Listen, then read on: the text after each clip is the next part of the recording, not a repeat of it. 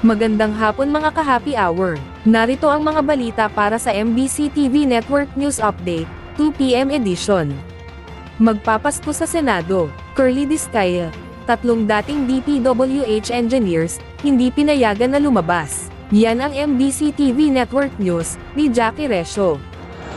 Tinanggihan ng Senado ang hiling na Christmas furlough o pansamantalang paglabas mula sa detention facility ng Senado sina Curly Discaya at dating DPWH engineers Henry Alcantara, Bryce Hernandez at JP Mendoza.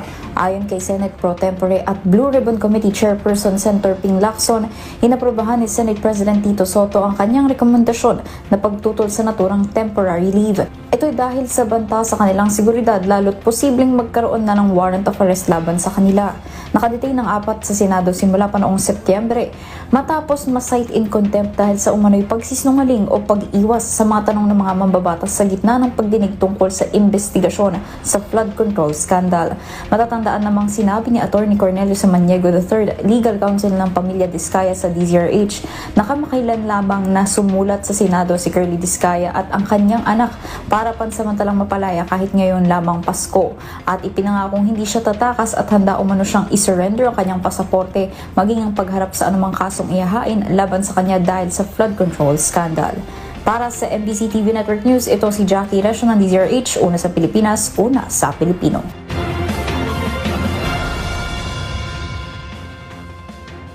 Samantala, 820 bagong mga patrol officer sa PNP, formal nang nanumpa. Formal nang nanumpa ang nasa 820 na mga aplikante para sa pagiging patrol officer ng Philippine National Police. Pinangunahan ni Acting PNP Chief Police Lieutenant General Jose Malencio Naltates Jr. ang oath-taking ceremony sa Transformation Oval ng Campo Crame kaninang umaga. Sa nasabing bilang, 633 rito ay mga patrolman, habang nasa 187 naman ang patrolwoman, at itatalaga sa iba't ibang service units sa national headquarters sa Campo Crame. Ayon kay PNP Recruitment and Selection Processes Director Police Colonel Edwin Portento, bahagi ito ng mahigit sa 8,000 bagong pulis sa buong bansa kung saan, 2,000 ang mula sa regular quota, habang 6,000 naman ang mula sa attrition quota. Paliwanag ni Portento, bagaman sasailalim pa sa masinsinang pagsasanay ang mga bagong pulis, binigyan na sila ng kani-kanilang ATM cards kung saan, doon sila tatanggap ng sweldo at benepisyo kapantay ng isang regular na pulis. Una nang inanunsyo ni Pangulong Ferdinand Bongbong Marcos Jr. ang pagtataas sa base pay ng mga pulis sa 31,151 pesos mula sa 29,668 pesos, at subsistence allowance na 350 pesos o katumbas ng 10,500 pesos kada buwan.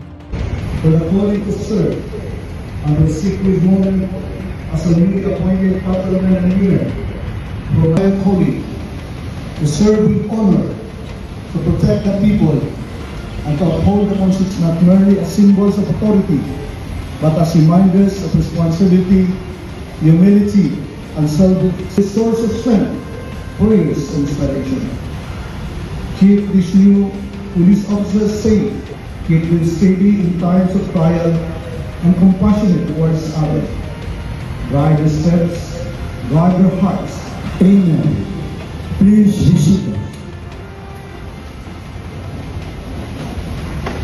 At yan ang mga balita para sa MBC TV Network News Update, 2 PM edition. Abangan ang mga susunod na balitaan mamaya, para sa 3 PM edition.